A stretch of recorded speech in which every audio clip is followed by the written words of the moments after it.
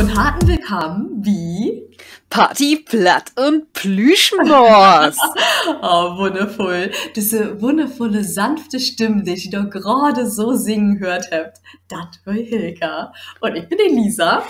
Und ja, Tauhopen, Schnack wie Hüt, über Meerwiefen, über Einhörner, über Elfen und Trolle. Hilka, wie sind wir denn da umgekommen? Wo sind wir da abgekommen? Ach, werd ich auch nicht. Vielleicht wie zwei Sülfs so zwei töverhaftige Wesen sind. Ah, absolut. Elbenglieks sind wie. fliegt wie so der de Winternächte dör und röbt immer wo könnt wir besser ein Töverspruch lotloten und Blied morgen? Ja, oder so, ich weiß nicht. Das ist das, was wie nachts Morgenlaut. Andere lobt durch Gotham City und kiegt da durch den Joker in Schacholbad und wie tövert wundervolle Drö. Ja, so Lebestränke und sowas. Oh ja. Du, ich glaube, wir sind über Thema gekommen, weil du die mal ein Einhorn bestellt hast. Weißt du das noch? Oh ja, Aha.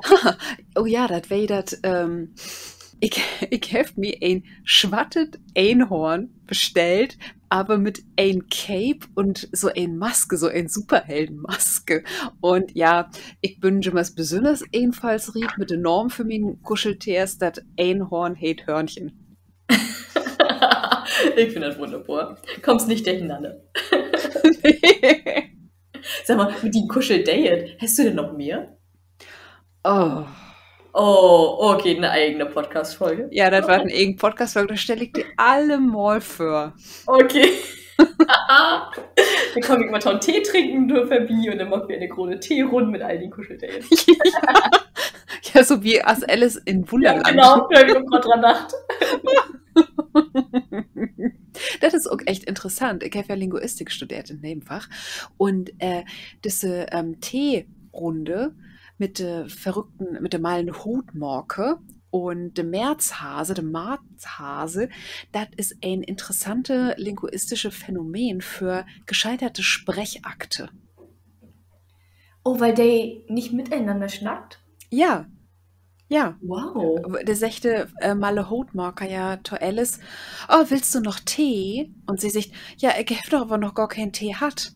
Anderes Thema, aber Alice ist eigens das Stichwort für die, denn diese Töwewesen, Elfen und Trolle, wo ist das in Island? Elfen und Trolle, du könnt ja so in der Popkultur oder auch in Märchen und Sagen, du könnt ja sowohl ja freundlich wehen oder auch nicht so freundlich. Wo ist das auf Island? Ja, das ist ganz spannend hier.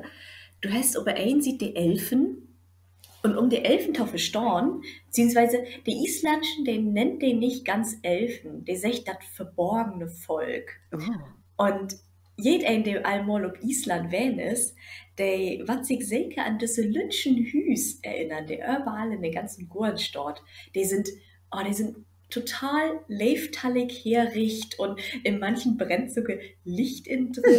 Oder manche haben sogar ganze Därper, sogar mit einer Kark in Gurn stehen. So, eigentlich kann man sich das vorstellen, so als Vogelhüs, nur dass die richtige Lütsche Hüs oben Born hat.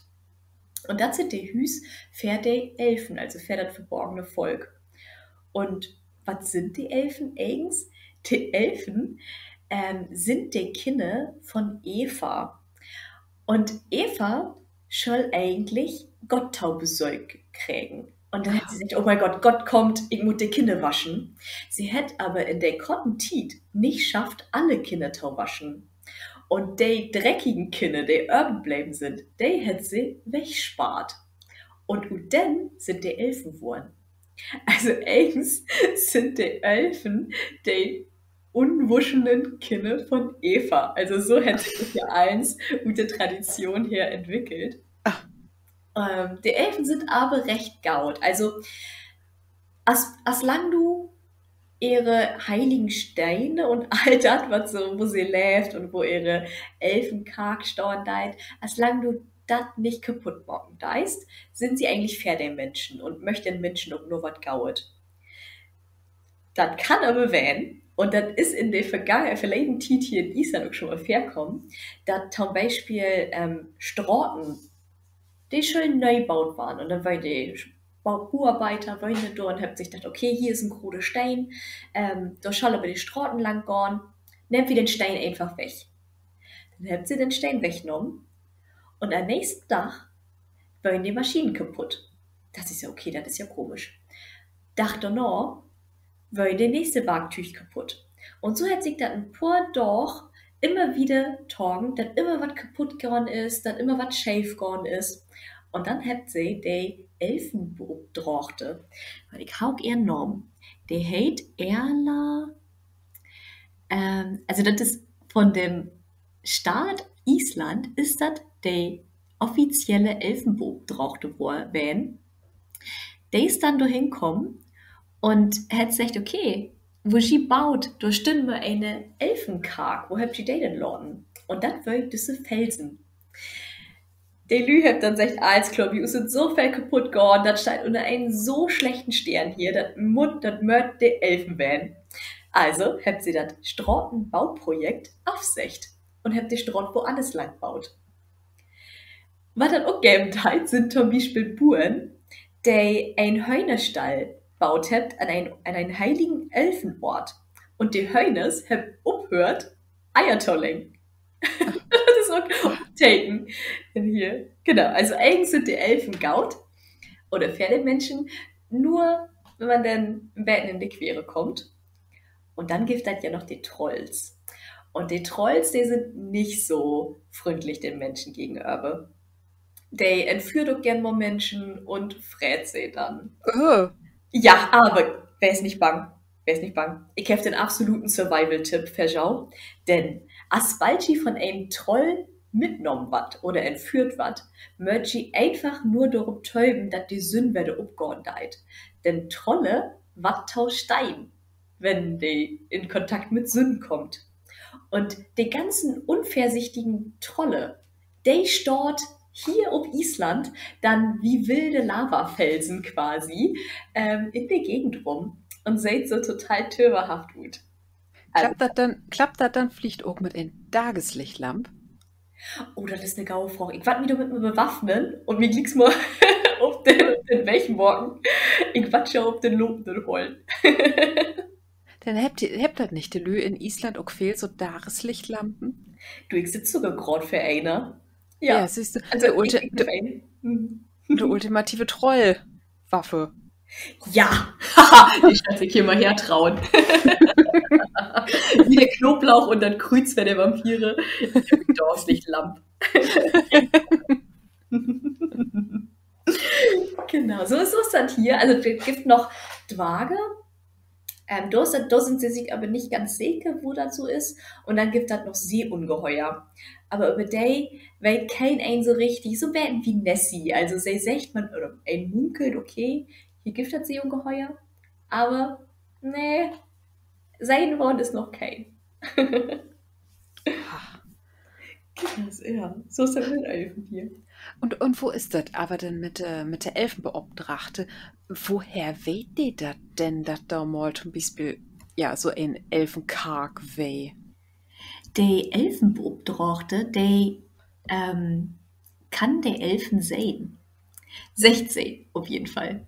Also sie ist der einzige oder eine der einzigen Frauen, die Elfen sehen können. Ich kriege gerade nochmal nach, damit ich ihren Namen liegst nochmal, wenn er hat. Der ist so leider schon verstorben. Aber sie hat eine Kurten zeichnet und das gibt auch eine Elfenschaul in Reykjavik, wo man an einem Vormittag als aber die Dörtein unterschiedlichen Elfenorten lernen kann.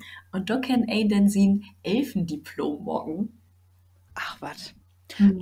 Aber nur gibt das nimm's mehr, ob Island Elfen sehen kann. Da gibt es, ich habe das leider nicht gut gefunden, ob das noch andere geben deit, neben diese Elfenbeauftragten. Aber das gibt auf jeden Fall noch den Leiter von der Elfenschaul. Naja, immerhin. Genau, der haben wir noch. Oh Mann. Und, Ja. und de Lüd, ist er dann eher so ein Beten, so Folklore mit de Lütschenhusen oder glöft da de Lü auch echt so ein Beten an? Das ist ganz, ganz spannend hier mit den, ob sie denn an der Elfen glöft. Also also ich habe das nur so ganz in groben Tollen gefunden. Und der Tollen sagt, dass 10% ähm, glöft wirklich an die Elfen. Aber 50% auf die Bevölkerung hier sagt nicht, dass es sie nicht geben darf. Sie Mhm. sagt aber nicht direkt, dass sie dran glöben laut. Mhm. Genau, also eigens glöft sie noch an. Na, wenn einer auch in so in töverhaftige Umgeben lebt, also das ist ja was anderes als in uns zersiedelte Deutschland. Ja, ja.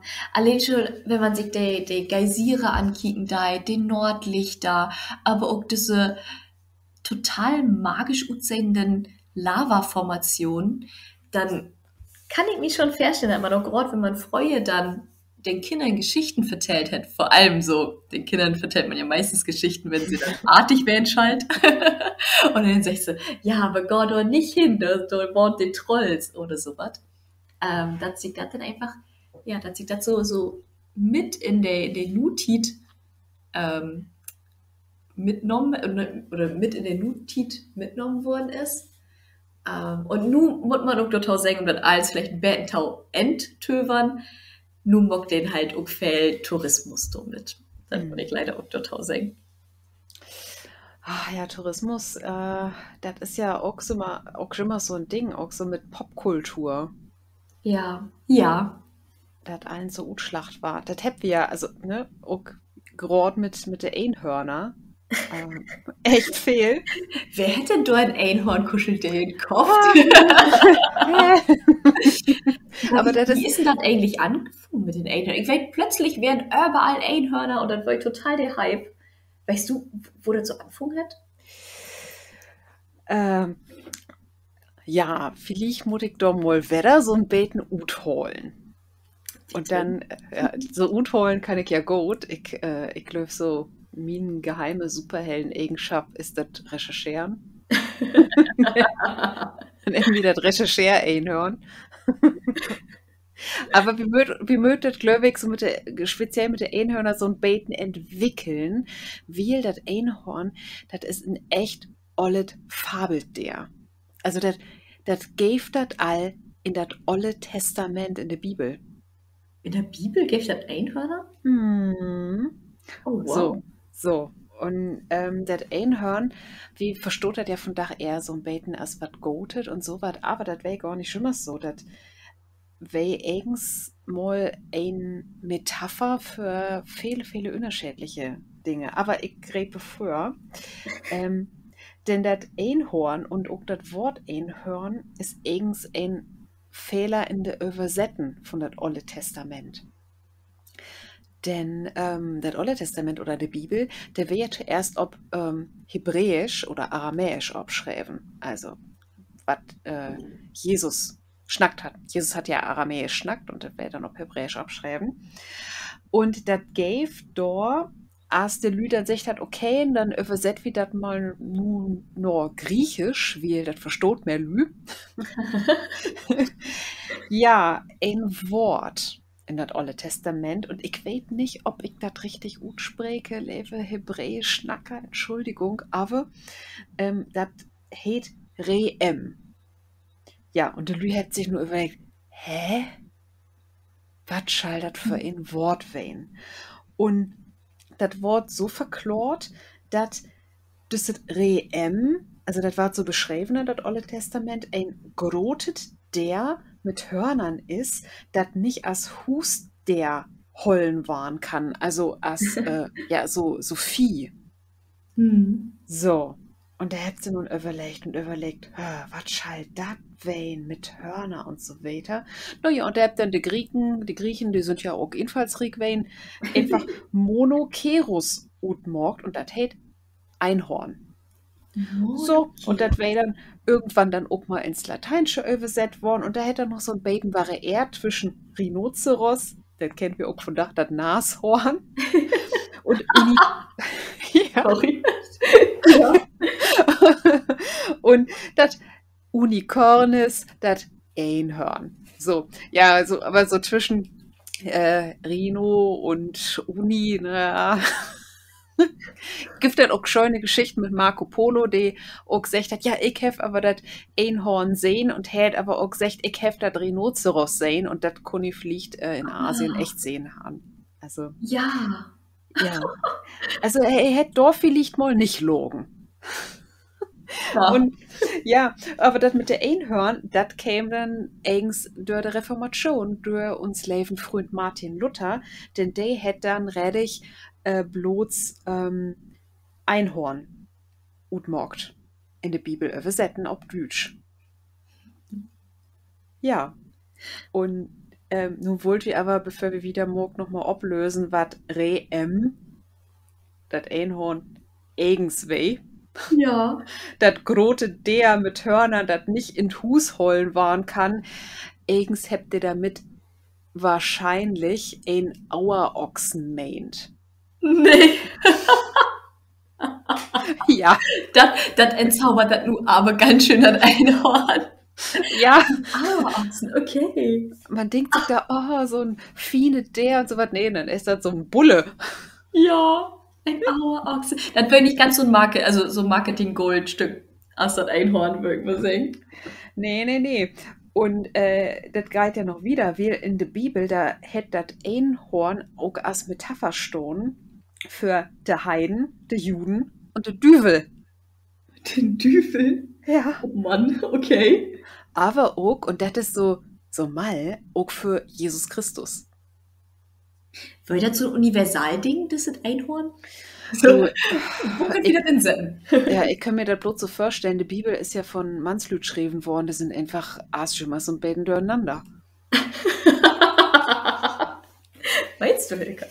Ja, das geht ja auch noch wieder. Das geht ja wieder. Wenn wir da so beiden nur uns europäische Mittelalter hinkriegt, wie bleibt man nun bloß in Europa einhören, das gibt das auch noch über der hele Welt verstreut, aber egal. Das gibt ja diesen Mythos, dass so ein Einhorn nicht so leicht zu fangen ist. Weil das kommt ja bloß nur de Jungfruen hin. Ah. Ja, und da kommt das dann hin, nur de Jungfruen, und da legt das dann sin Kopf in de Schoß von de Jungfru. Das Horn von das Einhorn, das steht aber für Fruchtbarkeit? Oder ja, für was? ja, für de Pint. Ja. Ja, so, ich Was glaube, eine Metapher. ja, da drüben, glaube ich, auch manch ein von so ein Pint zu haben, aber lebe manslü als gut. Ich vertell ja bloß, was sich der Lü früher so gedacht hat. Und das ist so ein Beten komisch, weil das ist Kopf in Schoß von der Jungfrau längen, das ist so zwei in ein. Einmal eben in Schoß, also ein Metapher für das Kind, also für Fruchtbarkeit, du hast das als echt, aber auch für den Mann. Also so zweidelt, also, und da denke ich mir, okay, also der Mannslü, der sich so was gedacht hat, das sind echt so ein beiden durcheinander. Ja. Und das ist dann eben so, ne, das Einhörn, das kannst du eigens nicht fangen, weil das kommt bloß nur die Jungfrauen hin. Aber das gibt ein Utnorm. Und der hat sich die Brüder Grimm utdacht in das Märchen von der tapfere Schneiderlein. Der tapfere Schneider, das tapfere Schneiderlein. Denn hey, schafft was Unmögliches. Hey, kann das Einhörn reddig fangen. Ja. Ja, und dann, achte noch, kann hey die Prinzessin heiraten. Ich vertelle nur nicht die hele Geschichte von der tapfere Schneiderlein, aber wenn ihr die Geschichte nochmal lesen wollt, da fangt reddig ein junger Mann ein Einhörn. Ja, und von Dach ist das aber so ein beiden. Ach nee, das muss ich nochmal einmal vorgreifen, einmal zurückgreifen, meine ich. Viel, wir habt da nur gerade gehört, ne, das Kind, der Mann, Fruchtbarkeit und so wieder. Aber das Einhorn kann auch für den Tod stehen, für das Tod blieben, weil, ja, das Einhörn, das ist so ein töverhaftiges Wesen, das kann ein Jimmers ereilen als der Tod auch. Mhm. Also ein riesige Dörr einander. So. Mhm. Und wo sind wir nun von Dach nach der Popkultur dahin kommen? Also, wie findet das Einhörn ja irgendwie den Gegenteil Tachenticher überall. In der, oh, wunderschönen Film, das letzte Einhorn. Oh Gott, ja. Oh, Oh, oh, oh. oh. Ich habe auch sofort diese Song, diese Titelsong in mein Ohr. Oh. Ey, war ein Film, war der aus den 80ern, 90ern? Ja, von der Oh. Negentein Tachenticher. Oh. Und der hätt doch auch, ich vergeht Jimmers wo der hate, aber das ist der hele bekannte Showspieler, der Saruman spielt. Christopher Lee. Christopher Lee, ne, oder? Ja, Christopher Lee. Christopher Lee, der spricht nämlich in dem Film das letzte Einhorn, König Haggard ob Deutsch. Hm. Ja, so lutschet Easter Egg. Aber ja, so ein wunderschönen Film, das letzte Einhorn, und das ist auch so, ne, für de Dröm und Leben, der Töverhaftige, de Dröm von den Menschen, die könnt erst wieder zurück und Leben kommen, wenn das letzte, das ledige Einhorn, der Anna Einhörner freeloten hat. Hm. Und ja, aber wir finden das ja eigens von Dach überall in Filme, Comics, Kosmetik, Schokolade, Hm. aber auch Klopapier. Und da haben wir auch wieder uns letzte Thema, die Toilette. Endlich ist sie mit drin. Ja, endlich. Diese Check. Einhörner, die pupst ja auch bloß Glitter. Und das gäf für ein paar Jahren ein Verben, könnt ihr auf YouTube finden, für die Squatty Potty. Oh Gott. Der Squatty Potty, das ist eng so ein lütschel Hocker, der kannst du dir unter den Feute stellen und dann flutscht das Beete. Und das ist Squatty Potty, der mockt eben diese Reklame mit in Einhörn und der drückt und drückt und drückt und nichts passiert und dann hätte der Squatty Potty und dann löppt das und dann schied das Regenbogen Soft Ease mit Glitter und dann sind da viele lütsche Kinder, die diese Soft Ease dann ate. Oh, oh Gott. Was sagst du da, Tau, als studierte Marketing-Chef? Ja, großartig. Großartig, ja. Großartig. Also bitte, liebe Leute, diese Reklame Squatty Potty, das ist echt ein Belebnis. Ja, und ich weiß auch nicht so im das Jahr, ich glaube 2016, 17, da war der Hype besonders groß. Da gäbe das auch diese Rittersport Einhorn-Schokolade, die jümmers vergräben war. Ja, da war so, stimmt. ich hätte die auch nicht probieren können, aber der wäre ein Riesenhype. Und vielleicht, ja, kennst du auch noch Mein kleines Pony, Mein Lütschet Pony? Ah, absolut, ja. Ja, die besten wäre ja auch schon mal die Einhörnponys, oder? Ja, ja. Aber ich kann doch Kassetten davon, ich glaube, ich kann so die allerersten. Ah ja, mein kleines Pony ist die Welt. Ja, und das gibt dann aber auch so ein Beten. So interessante Utformen, also gibt dann auch so Computerspiele, Robot Unicorn Attack, so was. Oder von Lego, Princess Uni Kitty, das ist ein Einhornkatze. Ist das der und den Lego-Movie? Ja, der Einhornkatze. Ah, So, die ist cool, ja. ja, Einhornkatze. Und in der Queer Community ist das Einhorn auch ein Symbol für Vielfalt. Oh, Und vielleicht ist ja auch so ein großen Trend, ich habe das auch ein paar Mal mag so Unicorn her, so Regenbogen her. ja, das hat wieder ein Festival auch. Oh, ich mag das auch gern, ja, ich mag das auch leben. Aber auch interessante Startups, so gerade in der Finanzsoftwarebereich, die wart ja auch Einhörner nannt. Ah, Mhm. das weiß ich gar nicht. Also interessante Startups, was Einhörner nennt. Ja, so gerade auch die Software- und Finanzszene. Der hat auch Mhm. Einhörner, Unicorns. Und ja, nun habt wir alles so ein bisschen töverhaftig und ach, und das ist alles schön mit Glitzer und hier und da, aber das gibt ja auch so ein bisschen Leje, Leje-Varianten. Kennst du Charlie und Candy Mountain? Absolut, Mhm. absolut.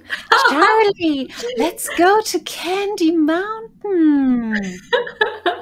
Also, liebe Tora, wenn die Charlie und Candy Mountain nicht kennt, Charlie ist ein Einhorn und der drübt zwei andere Einhornfrüne und die sich hey, schall mit ein to Schlickerie Barch kommen und dann ja, geht die da hin und die Reise dahin ist auch so ein bisschen witzig. Na, und dann kommt ihr da an Candy Mountain und dann ward Charlie von den zwei Funde niederschlagen und dann fällt ein in Niere. Ach, du noch. Ja. Und dann geht ihr doch in eine Worte in den zweiten Teil, oder? Ja, Mit der dann Stalker, einen Seestern-Stalker. ja, ja. Also das ist so richtig mal. Und das ist so diese andere von der Utform und diese Einhorn-Gefühl, Mythos. Also, wenn wir uns so diese Geschichte von das Einhorn ankicken, das kann allens und nims wein. Und ich glaube, was das so von Tagen in der Popkultur so interessant macht, aber ings auch erst das sieht 2000 Jahre und länger das Einhorn interessant macht, ist, dass das Einhorn für ein Lebensgefühl Pflicht steht und das Gewohnte utubrechen. Ja, ja, Und das passt ja vielleicht auch gut Tode von Dagen Tiden. ja, dass man sich so ein bisschen wegdrücken möchte. Absolut. Ja. Und alles ist so ein Beten scheun und niedlich, aber ich glaube von Dach dient wie das Einhorn nicht mehr so viel Lü da an, dass de Tod ist oder so. Nee. Obwohl, wie Harry Potter war das doch auch in, oder? Das, wenn, wo war denn das, dass Voldemort im Ace das Blau trinken muss? Ja, ja. Aber wär das Einhorn da freundlich? Das war tot. Ach, das wär tot. Oh, Spoiler, was Oh. irgendwie den ersten Harry Potter noch nicht gesehen hat. Ups. Ja, aber so Einhörner, der habt ja von Dach echt so was Leiftalliges an sich. Also Ja, nichts mehr absolut. mit Auerochse. Aber cool, der hat sich mit einer falschen Besetten, hat sich das so inschlägen. Ja, also echt interessant. Und das gibt aber auch diesen zweiten Trend mit dem Meerwiefges, den Meerjungfruen. Den habe ich noch gar nicht mitkriegen. Kannst du mir da was von erzählen? Ja, also ich bin ja ein großen Meerwiefge-Fan. Sieht Kinderdorn. Mhm. Aber da kommt wie Lothar noch to.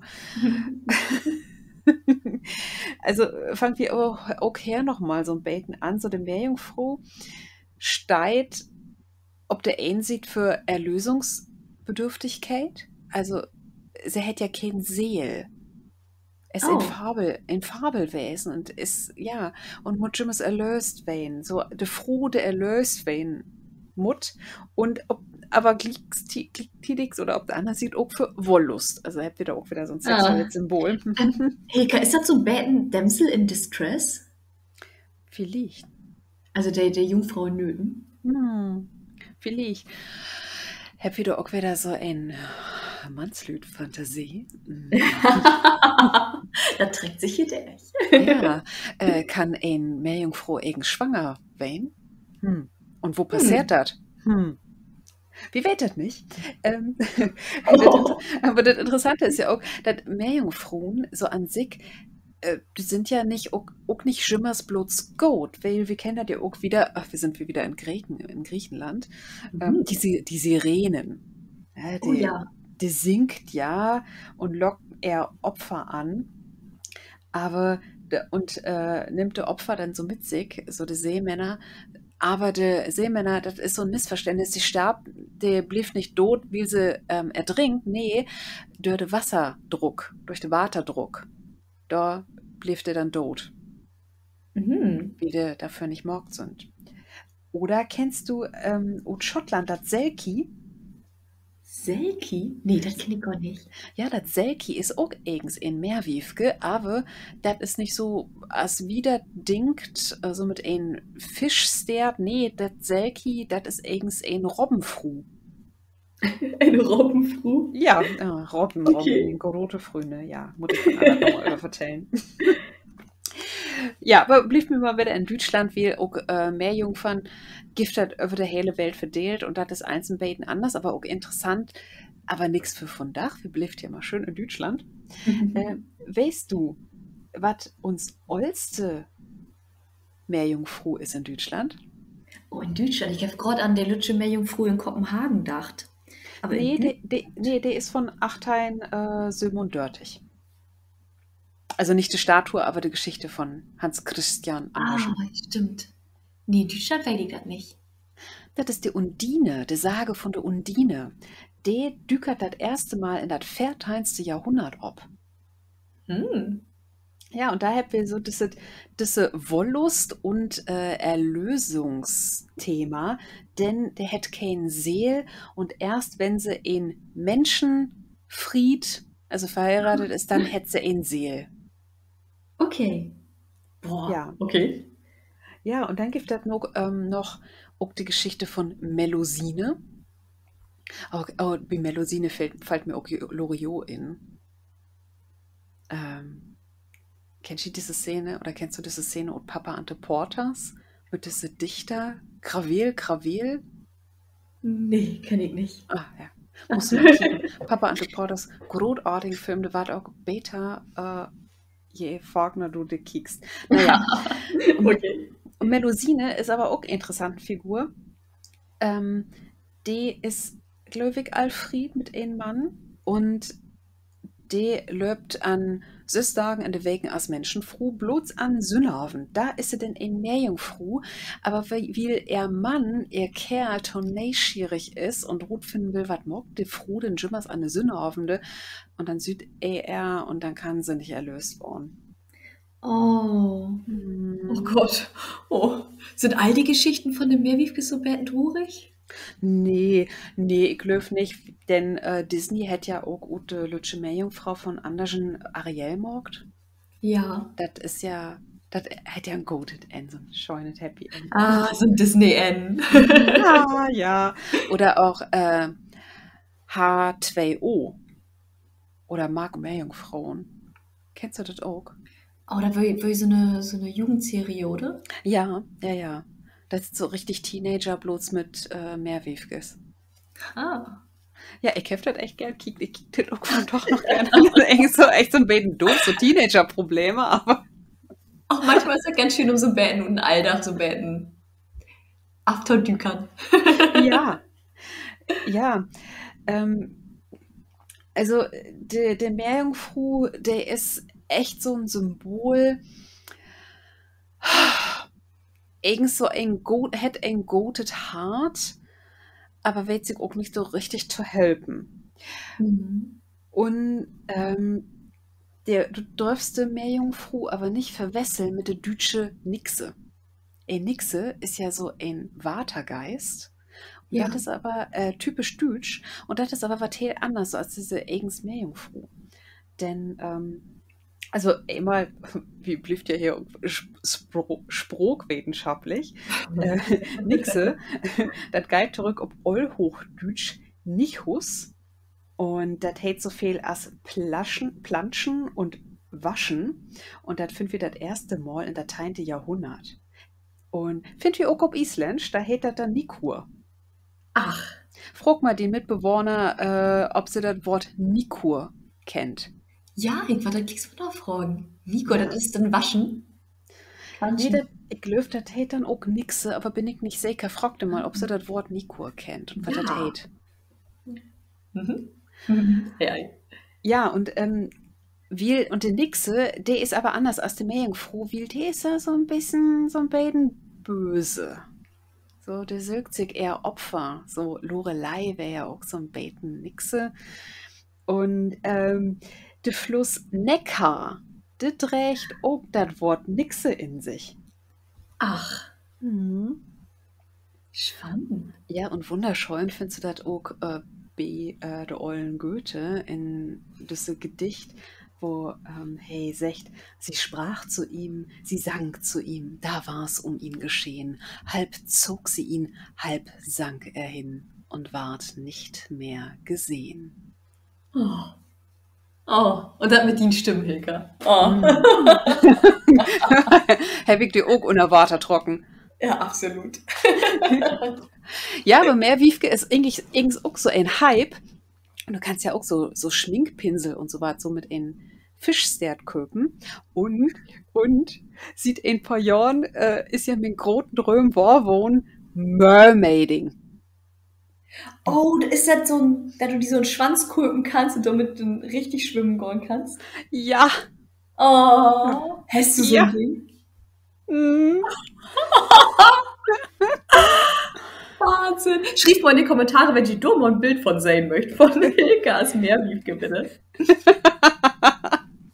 Wow. Ja, mein großen Kinder drum ist wahr worden. So als lütsches Kind habt ein sich dann auch, oder hab ich mir dann schon mal so Flossen antrocken und die Beine zusammenbunden, so als Meerwiefke. Und von da kannst du dir so ein Kostüm kaufen.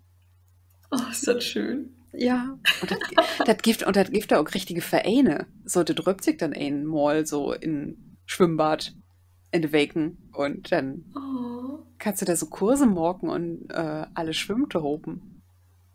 Oh, das klingt gut. Schön. Ja, also und naja, und wir habt ja aber auch da über nur schnackt, Lisa, der Meerwiefkes und Nixon, was die so in der Popkultur so ein Beten von doch sind. Aber was habt ihr allen to hob gemeinsam, Lisa? Die sind ein Marketing-Hype. Du kannst eine große Menge Geld mit morgen. Ja, das sehe ich auch. Aber die singt so gerne. Die singt so gern, okay. Ja.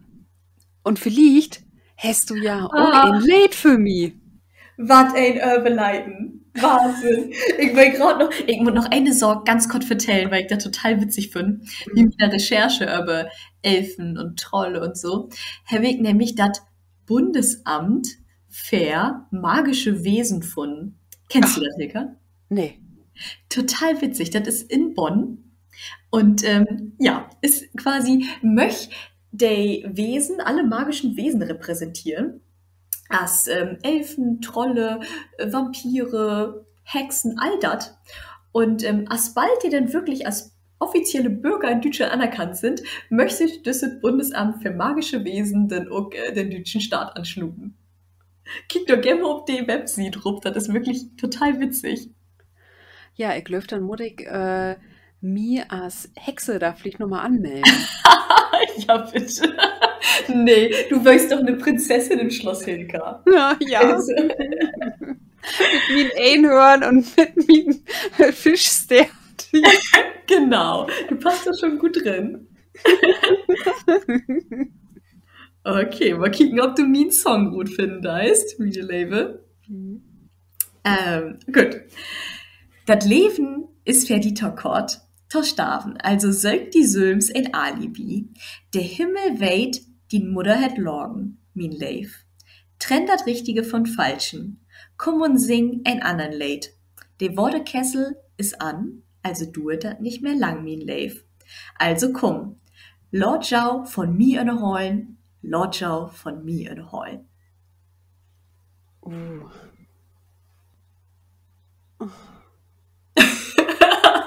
Magst du gerade die Töverei oder drunter finden?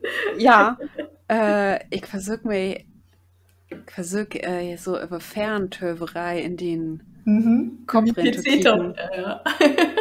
Ja, die ist nicht ganz so echt. Das Wichtige ist eigentlich, also komm, Lord Jau von mir in de Heulen, Lord Jau von mir in de Heulen. Da fällt mir eigens bloß ein Song ein und von dem kenne ich auch bloß das ein Refrain. Ich weiß nicht, kann das Robbie Williams sein? Ja, let me entertain you. Yes. Oh, wow, oh, krass. Oh. Aber laut die von mir in der Hollen. Das ist ja immer, ich glaube das, ja, wenn der plattdeutsche Text dann da auch echt gut aufpasst auf die Melodie. Ah, ja, und ich möchte unbedingt die Sündefolg hören. Da singt Hilka ein Song, der passt auf platt so wunderbar. Mir verreut nicht. Hört ihr auch die Sündefolge an. Ja, ich muss sagen, ich habe auch was gut gesagt. Ich denke, wenn du den Refrain hörst, dann weißt du direkt im Mang, was das ist. Und der passt nämlich auch richtig gut auf die Melodie. Okay. Okay, also, wie kriegt das von Dach hin, Lisa, dass du das rot kriegst? Also, Ja. pass auf. Wie haut to hoop af? Aber noch ist dat Lev wohl. Und vielleicht kommt wie zurück. Nor de Welt, kein kann dat sägen. Ich glöf, do kann nims wat für. Wie verloren de Boden. Waren de Dinge hiechten zwan de Sölven wehen. Das ist nicht so lieg, ne? Wollt ihr schon den Refrain? Nee, der Refrain Okay, kommt gut. jetzt. Und Oh. nu kannst du das, glaube ich, gut kriegen.